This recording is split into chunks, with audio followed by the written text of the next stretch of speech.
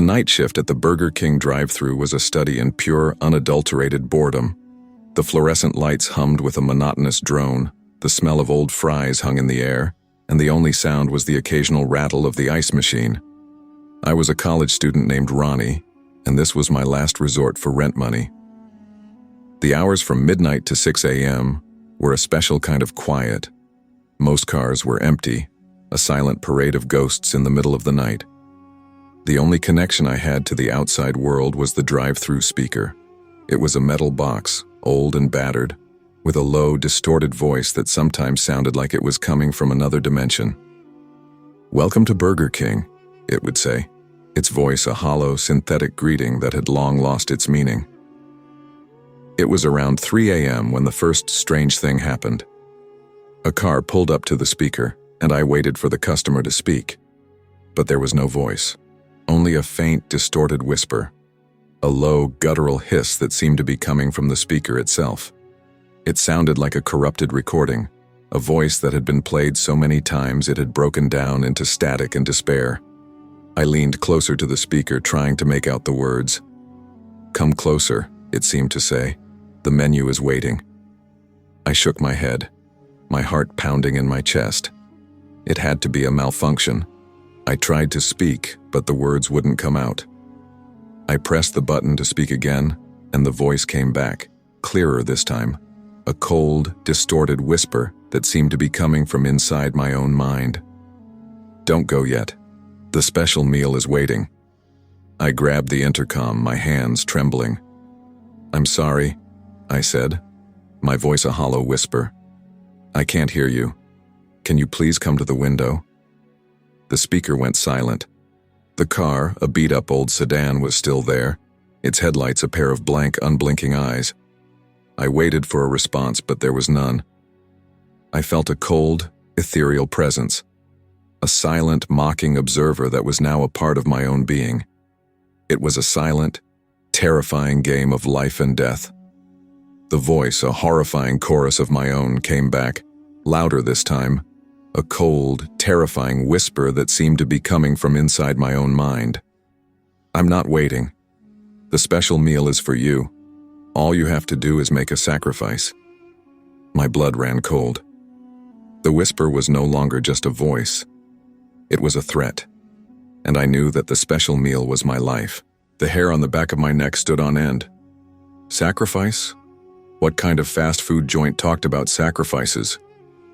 I fumbled for the security button, ready to call the cops, but a wave of dizziness washed over me. The fluorescent lights flickered violently, casting long, distorted shadows across the empty restaurant. The smell of old fries seemed to intensify, becoming thick and cloying, like the scent of decay. The voice returned, a wet, gurgling whisper that seemed to emanate from the very walls. "The recipe is simple," it hissed. "A little bit of fear, a dash of desperation, and the main ingredient, life." I backed away from the speaker, knocking over a stack of burger wrappers. My heart was pounding so hard I thought it would burst out of my chest. The car outside was still there, its engine silent. I couldn't make out the driver through the tinted windows, but I felt a pair of unseen eyes boring into me. Suddenly, the menu board above the counter flickered, the cheerful pictures of burgers and fries replaced by a single, horrifying image. It was a crudely drawn sketch of a figure lying on the ground, surrounded by what looked like fast food ingredients. Ketchup pooled around the figure like blood, French fries resembled broken bones, and burger patties formed a grotesque, dismembered torso. Below the image, the words, "The Special Ronnie," were scrawled in what looked like dried blood. My stomach lurched. This wasn't a prank. This was something else, something dark and hungry. The drive-thru speaker crackled again. "Your ingredients are here," the voice rasped, closer this time, as if the speaker was right next to my ear. I whirled around, but I was alone. "All you have to do is assemble the meal. Your freedom depends on it." I had to get out. I had to escape this nightmare. I sprinted towards the back exit, fumbling with the keys. The whispers followed me, a chorus of distorted voices chanting the ingredients: fear, desperation, life. Just as I reached the door, it slammed shut with a deafening bang. I rattled the handle, but it was locked. I was trapped. The drive-through speaker hissed one last time, the voice now filled with a chilling impatience. "The customer is waiting, Ronnie. Don't disappoint." I turned around slowly, my eyes wide with terror. The car was still there. The menu board still displayed the horrifying image. And the air was thick with the smell of old fries. And something else. Something metallic. Something like blood. My gaze fell on the metal spatula lying on the grill. An idea, desperate and horrifying, began to form in my mind. If the ghost wanted a special meal, maybe I could give it one it didn't expect. I knew what I had to do. The menu board was a horrifying joke, a twisted caricature of a fast food meal. I had to create a special meal for the ghost. I had to give it what it wanted. I grabbed the metal spatula, my hand shaking. The cold, metallic feel of the handle was a chilling reminder of the reality I was in. "That's right, Ronnie," the voice hissed from the speaker, its tone now filled with a chilling, impatient glee. "The customer is hungry." I looked at the menu board, my eyes wide with a mixture of fear and determination. I had to create a meal that would satisfy the ghost's hunger. I had to use the restaurant's tools, its ingredients, to fight back. I grabbed a handful of French fries, their golden brown bodies a stark contrast to the horrifying image on the menu board. I laid them on the grill, the sizzle of the oil a sickening sound. I then grabbed a bottle of ketchup, its red, viscous body a terrifying replica of blood. I drew a horrifying image of a dismembered body on the grill, a silent, chilling monument to my own fear. The whispers in my head grew louder, a chorus of voices that were all aura, all mocking me, all telling me to stop. "That's not enough," they hissed. "That's not the special meal." I looked at the grill, my mind racing. What was the last ingredient? What was the last piece of the puzzle? I looked at the menu board again, my eyes wide with terror. The words, "The special Ronnie," glowed with a sickening red light. My blood ran cold. The special meal was my life. The ghost didn't want a meal. It wanted a sacrifice. It wanted me. I grabbed the metal spatula, my hands shaking. I had to run. I sprinted towards the back exit, my heart pounding in my chest. The whispers followed me, a chorus of distorted voices chanting the ingredients: fear, desperation, life. The door slammed shut with a deafening bang. I was trapped. The ghost wanted me. It wanted my life. I had to fight back. I had to give it a sacrifice it didn't expect. I ran to the freezer, my hands fumbling with the handle. The cold air rushed out, a wave of cold that was a chilling reminder of the ghost's presence. I grabbed a handful of ice cubes, their cold bodies a stark contrast to the heat of the grill. I threw them at the speaker, the ice cubes hitting the metal with a sickening crack. The whispers in my head grew louder, a cacophony of regret and despair. "I shouldn't have bought it," they screamed. "I hate it." I ran out of the restaurant, my body shaking with exhaustion. I had escaped. I had won. I had defeated the ghost. I had broken the curse. I was free. I never went back to the Burger King. I never worked at a fast food restaurant again. I had a new life, a life free of the ghostly parasites. But every time I saw a Burger King, every time I saw a drive-thru, I would feel a cold shiver down my spine. I would hear a low, distorted whisper in my head, a silent, menacing presence that was waiting for its next victim. The ghost was not defeated. It had simply found a new way to haunt the world. It was a part of me now, a living curse that I couldn't escape. I had escaped the ghost, but I was forever haunted by its voice, a living ghost of my former self. The world felt like it was built to break a single mother. Every day was a battle against bills, exhaustion, and the silent, gnawing fear that I wasn't enough for my son, Leo. He was my whole world, a bright, joyful 5-year-old who deserved more than my meager paycheck could provide. So when he saw the new toy collection at the Burger King, his eyes lit up like Christmas. The fluorescent lights of the fast food joint were a poor substitute for real joy. but it was all I could afford. We were the only customers there, the place quiet and sterile. Leo, his small face pressed against the glass counter, pointed at a small plastic figurine of a knight in shining armor. I ordered his kid's meal, and the cashier, a teenage boy with a bored expression, handed me a small cardboard box. "He gets a toy, right?" I asked, my voice a hollow whisper. The cashier, a boy with a face that seemed to have been designed for boredom, nodded. "Yeah, they're in the box." Leo, his eyes wide with excitement, ripped open the box, a small, triumphant cry escaping his lips. He pulled out the toy, his face a mask of pure joy. It was the knight, its small plastic body a cheap, mass-produced replica of the one in the commercial. But something was wrong. The toy felt unnaturally cold, a deep, unsettling cold that made my skin crawl. And it was strangely heavy, as if it were made of stone, not plastic. I looked at the cashier, but he was already gone, his face a blank mask. "Mommy," Leo said, his voice a soft, innocent whisper. "He's cold." "It's just plastic, honey," I said, my voice a forced calm. But my heart was pounding in my chest. The toy was not just cold. It was radiating a silent, malevolent presence, a cold, empty void that seemed to be coming from inside the toy itself. I tried to shake it off, to convince myself that I was just tired. But a feeling of dread, a cold, suffocating wave of fear, washed over me. That night, as Leo slept soundly in his bed, I heard a sound from his room. A faint creaking noise, as if something were moving. I tiptoed to his room, my heart pounding in my chest. I looked inside and I saw it. The toy, the small plastic knight, was moving on its own. It was a slow, deliberate movement, a terrifying dance of a puppet with no strings. I watched it, my eyes wide with terror. It was not a toy. It was a vessel for something else, something terrifying. My heart hammered against my ribs, a frantic drumbeat of pure terror. The toy, the small plastic knight, moved slowly across the floor, its small, clacking feet a horrifying rhythm in the silence. It wasn't just a coincidence. It wasn't my imagination.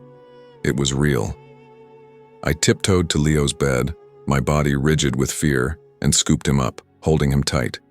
He stirred, a soft, sleepy sound escaping his lips. He was safe. For now. Over the next few days, my life became a waking nightmare. The toy, the cursed knight, was no longer just a toy. It was a terrifying presence in my home. It would move from room to room, a silent, menacing stalker. It would whisper to Leo in the middle of the night, a faint, distorted voice that sounded like a child's laughter, a chilling, terrifying sound that would make my blood run cold. Leo, my sweet, innocent son, would wake up with a strange, blank look in his eyes, a look that wasn't his own. I tried to get rid of it. I threw it in the trash, my hands trembling. But the next morning, as I walked into the living room, I saw it. The toy, the small plastic knight, was sitting on the coffee table, a silent, menacing sentinel. I threw it out the window, but it came back, its small plastic body a terrifying, silent mockery of my own desperation. It was a curse, a living testament to my terrible mistake. I looked at my son, his face a mask of pure innocence, and I knew what I had to do. I had to go back to the Burger King. I had to return the toy. I had to break the curse. I grabbed the toy, my hand shaking. It was no longer cold. It was radiating a malevolent heat, a terrifying, silent presence that was slowly consuming my home, my son, and my life. I walked into the Burger King, the same teenage cashier behind the counter. I held up the toy, my voice a hollow whisper. "I want to return this," I said, my heart pounding in my chest. The cashier, his face a blank mask, looked at me, his eyes filled with a chilling, empty void. "You can't," he said, his voice a low, distorted whisper. "He's a part of you now. He's a part of your family." My blood ran cold. The cashier was not a person. He was a vessel for a terrifying, malevolent entity, the ghost of a child who was murdered in the Burger King years ago.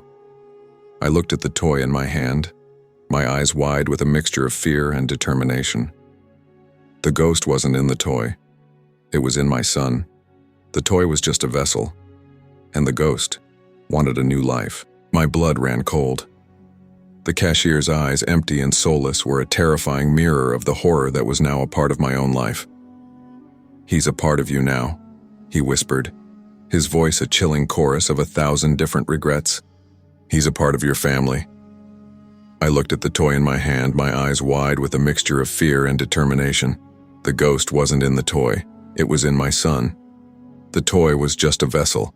I had brought a parasite into my home, a malevolent spirit that was now trying to consume my son. I had to run. I had to get out of there. I turned and ran, my body shaking with a mixture of fear and rage. The cashier's voice, a horrifying chorus of my own, followed me, a constant, low, distorted whisper that seemed to be coming from inside my own mind. "You can't run. You can't hide. He's a part of you now." I ran out of the Burger King, my heart pounding in my chest. The streetlights cast a long, dark shape behind me, a perfect mirror image of my body. But I didn't care. I had to get home. I had to save my son. I ran into my house, the front door slamming shut behind me with a deafening bang. I ran into Leo's room, my heart pounding in my chest. He was sleeping soundly, his face a mask of pure innocence. I looked at him, and for the first time, I felt a sense of peace. I had won. I had defeated the ghost. I had broken the curse. I knelt down, and I kissed his forehead, a silent, tearful prayer escaping my lips. I had saved him. I had defeated the ghost. I had broken the curse. I was free. Over the next few days, my life slowly returned to normal. Leo was his happy, joyful self again. He laughed, he played, and he loved me with an innocence that was a constant, heartwarming reminder of the life I had almost lost. I was a mother again, a person again, a life free of the ghostly parasites. But then I began to notice a change in him. It was subtle at first. He would be playing, laughing, and then, for a split second, his eyes would turn cold, empty, a chilling mirror of the cashier's eyes. He would stop laughing, his face a blank mask, and he would stare at me with a chilling, empty stare that was not his own. I would try to talk to him, but he wouldn't answer. He would just stare, his face a terrifying reflection of a boy who was no longer there. The ghost was not defeated. It had not been in the toy. It had been in the Burger King. And it had found a new, perfect host. My son. I looked at him, and for the first time I felt a sense of true horror. The ghost had not left. It had simply found a new home, a new life. And I, the one who had tried to save him, had handed him over to his ultimate doom. The night shift at the Burger King felt like a fresh start. I was the new manager, and I was determined to prove myself. The other employees, mostly bored teenagers and college students, were impressed by my work ethic. "The last manager never came down here," one of them said, pointing to a rusty metal door in the back. "He said it was cursed." I scoffed.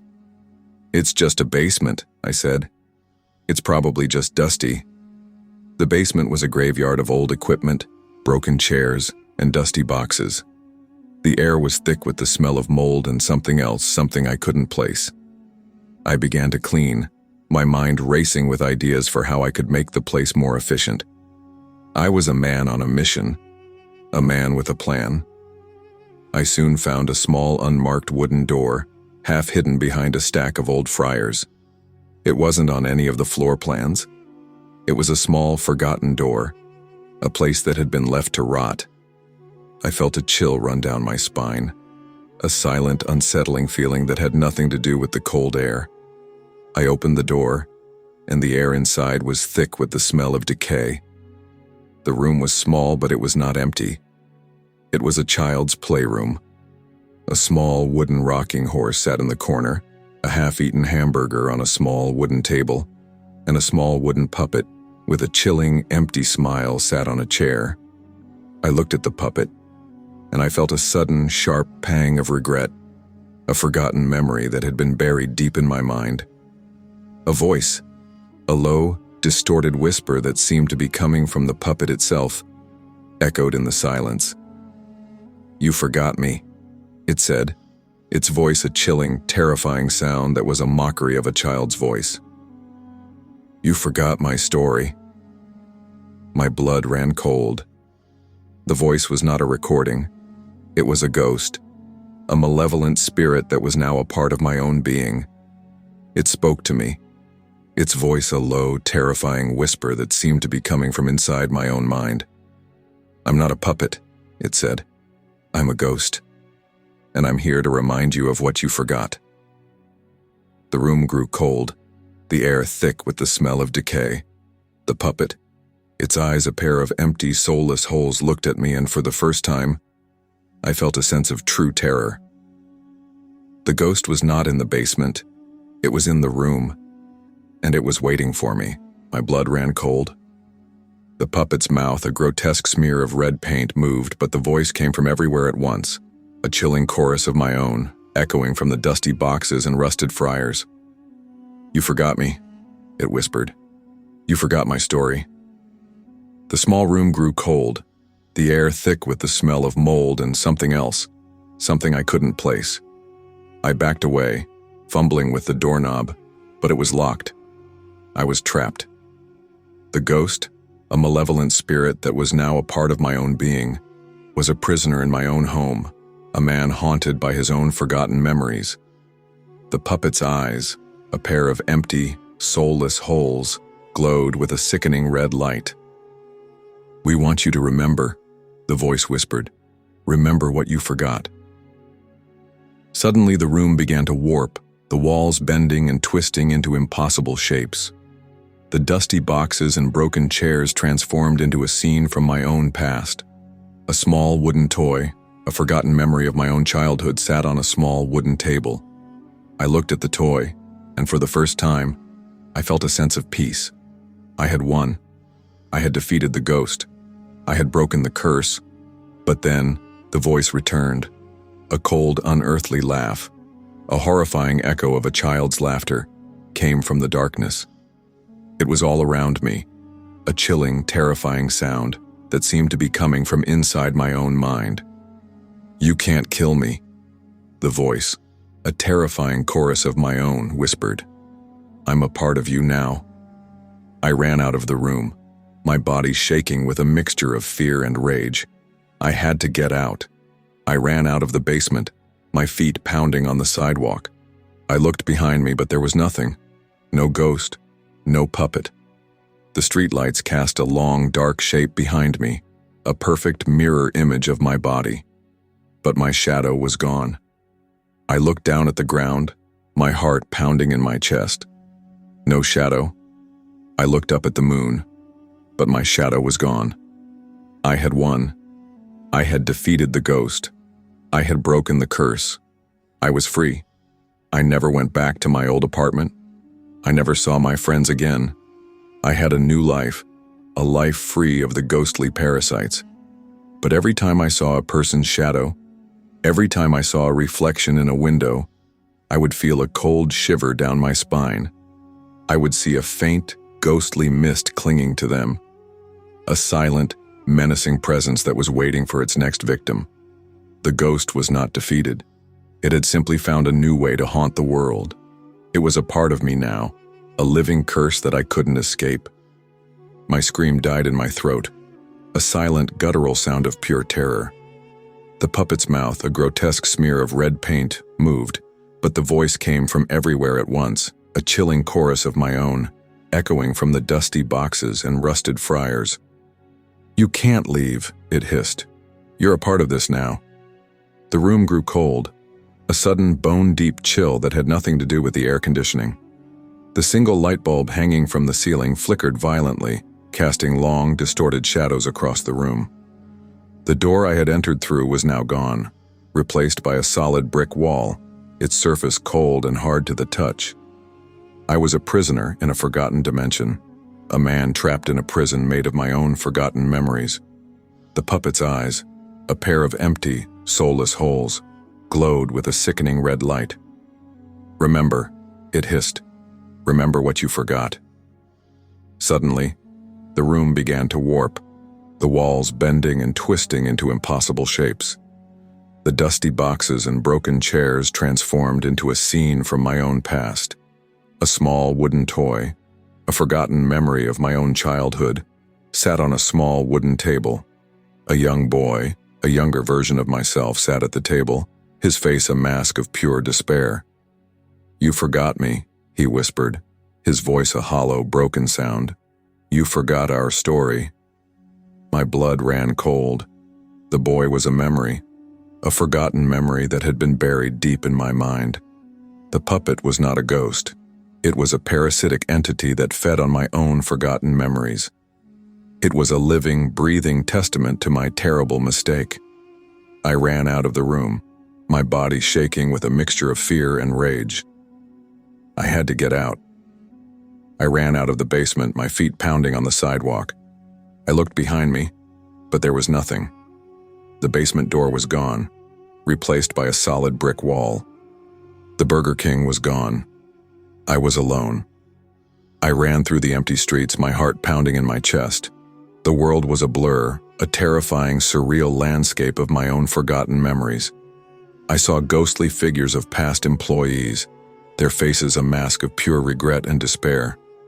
They were all around me, a silent, menacing army of 1,000 different regrets, a new, living curse that was now a part of the human condition. I never went back to the Burger King. I never worked at a fast food restaurant again. I had a new life, a life free of the ghostly parasites. But every time I saw a person's shadow, every time I saw a reflection in a window, I would feel a cold shiver down my spine. I would see a faint ghostly mist clinging to them, a silent, menacing presence that was waiting for its next victim. The ghost was not defeated. It had simply found a new way to haunt the world. It was a part of me now, a living curse that I couldn't escape. The gaslight on my dashboard had been a nagging orange dot for the last 30 miles, a little ember of anxiety in the dark. I was a few hours into a solo cross-country drive, a classic rite of passage after my sophomore year of college, and I had foolishly trusted a faulty map app. Now I was in the middle of nowhere, on a road that felt less like a route and more like an abandoned artery. The last sign of civilization, a weathered, rusted gas station, had been closed for years. The air was thick with the silent dread of being stranded. Just as I was about to resign myself to sleeping in my car, a faint, flickering light in the distance pierced the shroud of fog. It was a beacon of hope, a golden arch against the black sky. No, not a golden arch. It was a familiar, square logo, a Burger King. My heart leaped. As I got closer, the hope began to curdle into something else. The restaurant stood alone, bathed in the sickly yellow glow of a single buzzing street lamp. It was a vintage model, a throwback to the 80s or 90s, with a dark brick facade and large, foggy windows. The parking lot was empty, save for my car, and that was the first thing that struck me as odd. It was 2 a.m., but even a small-town Burger King usually had a car or two. I pulled in, the crunch of my tires on the old gravel lot the only sound for miles. The building had an unsettling silence about it. I got out and the cold, damp air immediately sent a shiver down my spine. The smell of frying grease, normally a comforting aroma, was replaced by a strange, metallic tang. I pushed open the heavy glass door, and a tiny bell above it jingled, the sound echoing in a way that felt unnatural and wrong.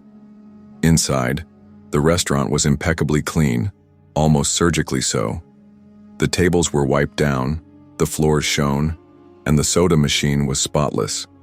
But there was no one. The counter was empty.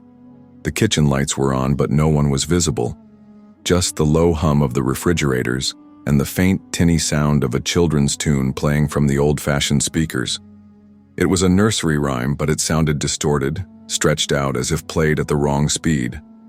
It was Twinkle, Twinkle, Little Star, but the notes were off, making the tune sound less like a lullaby and more like a warning. I called out, "Hello? Is anyone here?" My voice was swallowed by the oppressive silence. A soft whirring sound caught my attention. It was coming from the corner of the dining area, from an old Burger King playland.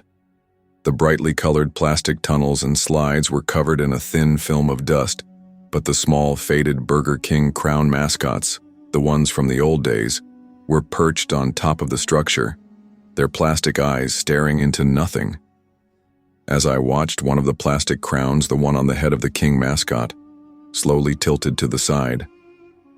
I told myself it was my imagination, a trick of the light. Then another one did the same, and another. All in unison, their hollow plastic faces turning to look directly at me.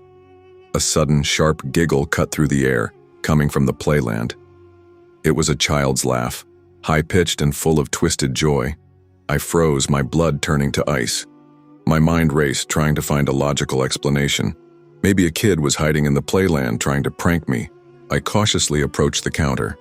Taped to the cash register was a handwritten note. It said, in a shaky, childish scrawl, "Orders are ready. Take your pick. We are hungry." Beneath the note were two small, grimy Burger King crowns, the kind they used to give out to kids. The paper inside the crowns was stained, and the smell of something rotten wafted from them. I felt a creeping dread. This was no prank. This was something else. A faint whisper, almost imperceptible, slithered from the speaker system. "We are watching you." I spun around. The playland mascots seemed to have shifted, their forms a little more hunched, a little more predatory. The air grew colder. My breath plumed in front of me even though it was summer. The lights in the dining area flickered, dancing in time with the distorted nursery rhyme. The giggling started again, louder this time, and it was no longer coming from the playland.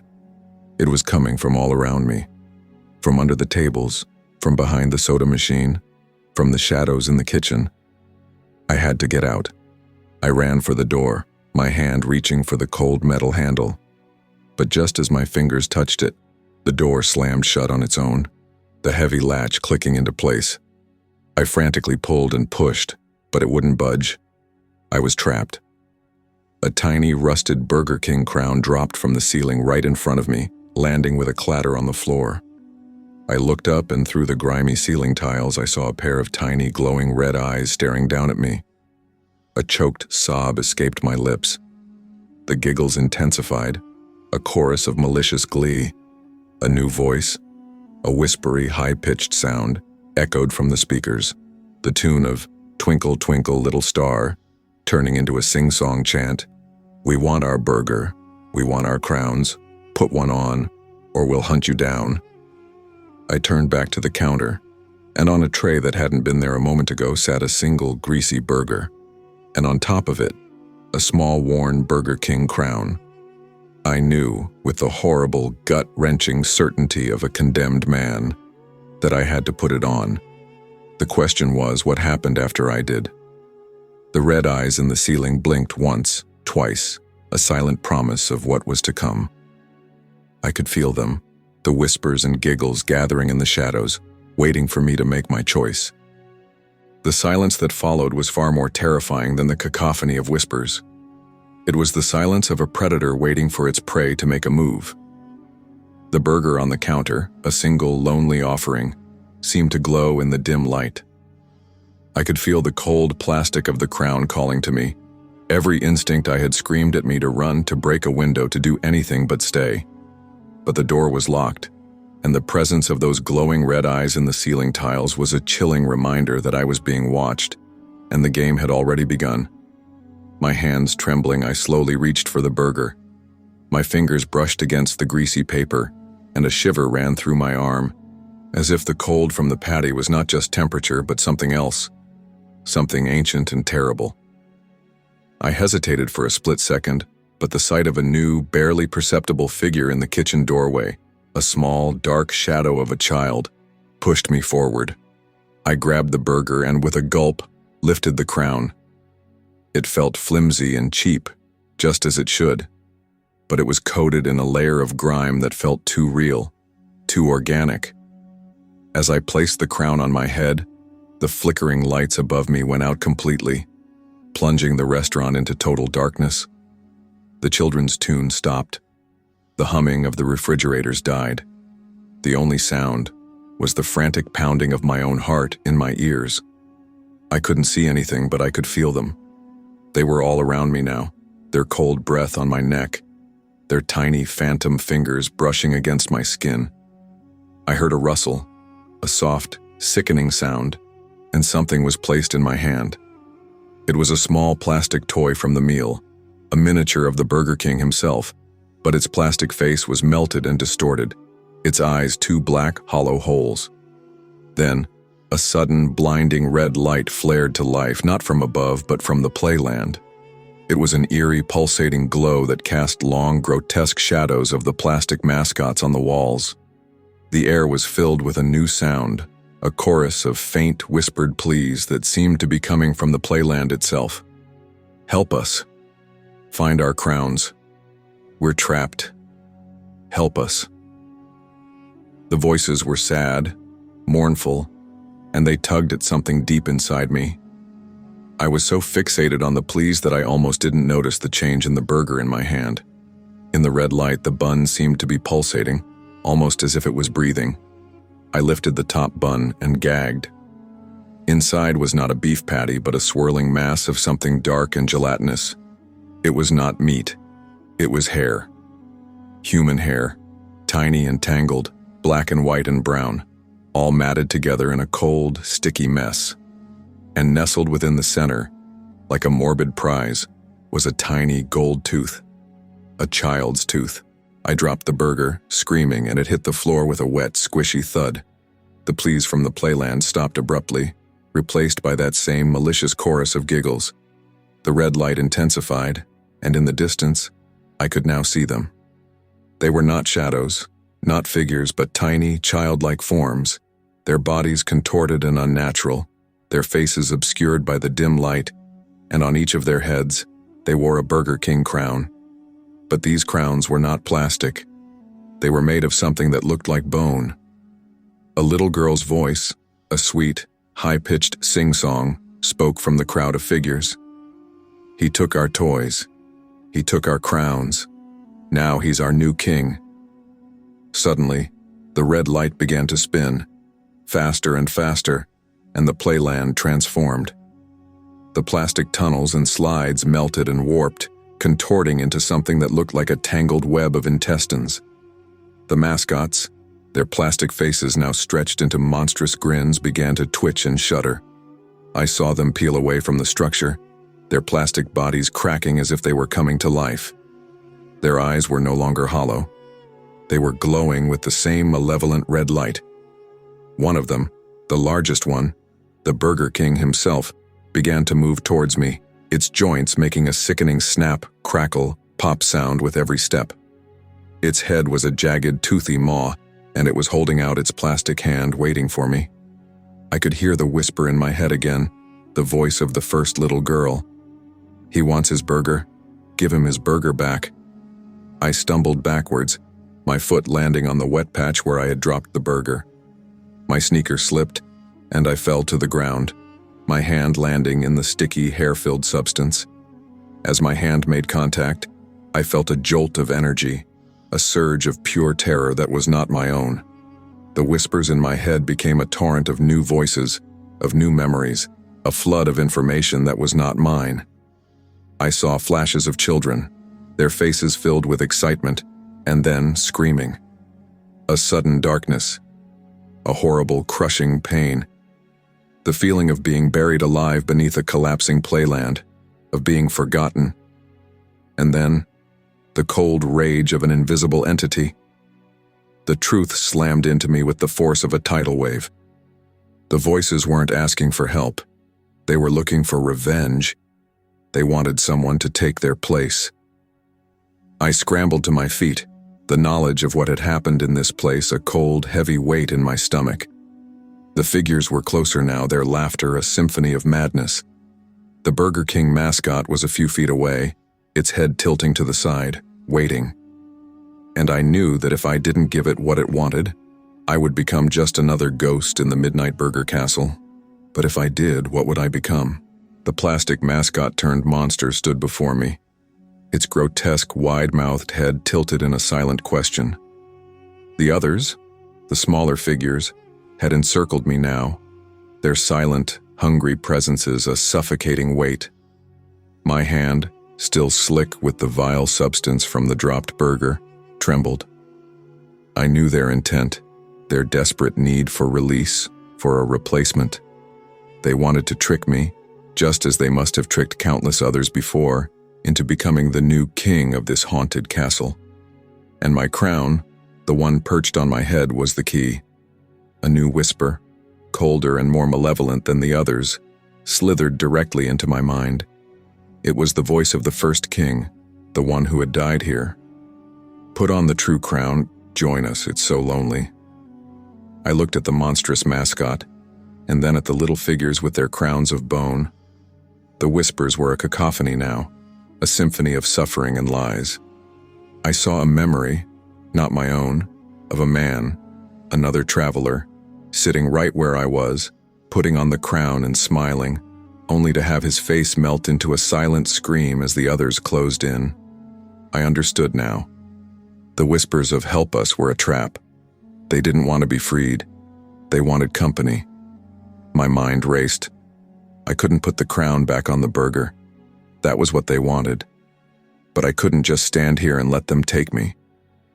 The playland was twisting, the plastic slides now resembling coiled snakes, the tunnels like a gaping maw. The scent of burnt plastic and decay filled the air.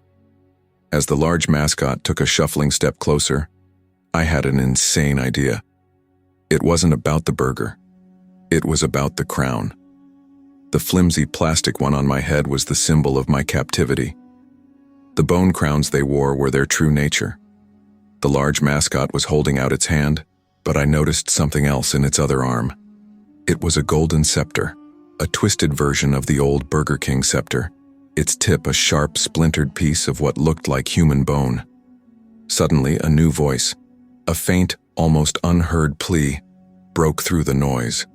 It wasn't a whisper in my head, but a real voice, a child's cry from deep within the playland structure.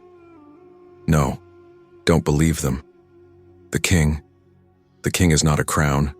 It's the throne. The sound was so weak, so broken it was almost missed. But it was the truth. The voices in my head lied. It wasn't about the crown. It was about the throne, the playland itself. I glanced at the mascot again, and it wasn't just holding out its hand for the burger. It was gesturing to the scepter. It was an offering, a horrific invitation. It wanted me to take the scepter and claim my throne. My eyes fell on the grimy, oily substance of the dropped burger, and then I saw it. The little gold tooth. The tooth wasn't a prize. It was a key. I remembered the flash of a memory, of a child with a loose tooth playing in the playland right before the accident. That tooth was a part of the original tragedy, a piece of the last victim, a remnant of the last innocent to be trapped here. As the large mascot lunged forward, I didn't run. I took a wild, desperate gamble. I dove to the floor, my hand snatching the gold tooth from the coagulated hair of the burger patty. The mascot's jaw snapped shut right where my head had been a second before. I scrambled backward, my fingers fumbling with the tiny tooth. I had no idea what to do with it, but I knew it was my only hope. The lights in the restaurant flashed on and off, the red glow of the playland pulsing violently. The small figures were shrieking now, their voices filled with rage and disbelief. I looked at the scepter in the mascot's hand. Its bony tip was pointed directly at the mouth of the playland structure. I understood. It wasn't about the crown or the scepter. It was about severing the connection. With a surge of adrenaline, I threw the golden tooth, not at the mascot, but at the scepter. The tiny piece of bone sailed through the air and hit the bony tip of the scepter with a sharp clack, and then everything went silent. The red light vanished. The grotesque forms of the mascots dissolved into puddles of plastic. The smaller figures became nothing but motes of dust dancing in the moonlight that suddenly streamed through the windows. The scepter in the large mascot's hand shattered into 1,000 tiny shards of bone. The mascot itself collapsed into a pile of melted, burnt plastic, its final form a puddle of goo on the floor. The door to the restaurant, which had been locked, swung open on its own, a gust of cool, fresh air blowing in. I scrambled to my feet, my heart pounding, and bolted out the door without looking back. I didn't stop running until I reached my car, and I drove as fast as I could until the first rays of dawn touched the horizon.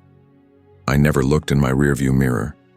I just kept driving, the memory of what I had seen a permanent scar on my soul, and so I thought my ordeal was over. Until a few nights later, when I stopped at a gas station, my gas tank finally full. As I paid at the counter, the young attendant gave me a free, small gift. It was a miniature Burger King crown. I smiled and thanked him, but as I walked out, I glanced at my reflection in the car window, and there, nestled in the palm of my hand, was not the flimsy paper crown, but a tiny, gold tooth. It had not been a toy. It had been real. I had not saved myself from the Burger King. I had simply taken the place of the boy who had dropped his tooth, becoming the next link in a chain of victims who were forever bound to the Midnight Burger Castle.